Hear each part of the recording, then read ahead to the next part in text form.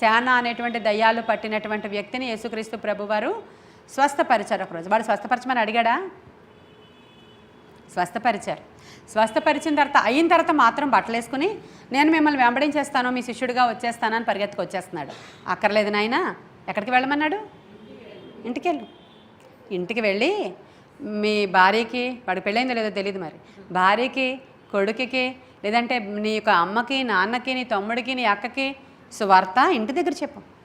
నీకు ఇచ్చినటువంటి పని అదే. మీలో చాలామందికి దేవుడు ఇచ్చినటువంటి పని అదే.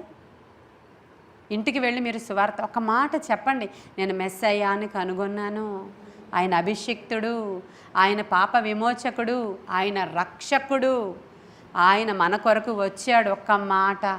ఒక మాట నువ్వు చెప్పు, ఆ విత్తనం ఎప్పుడో అక్కడ ఫలిస్తుంది. ప్రేమ చూపించి చెప్పు, క్షమాపణ చూపించి చెప్పు, బహుమానం ఇచ్చి చెప్పు, ఏదైనా చేయి. నువ్వు మాట సువార్త, వ్యక్తిగత సువార్త చాలా ఇంపార్టెంట్.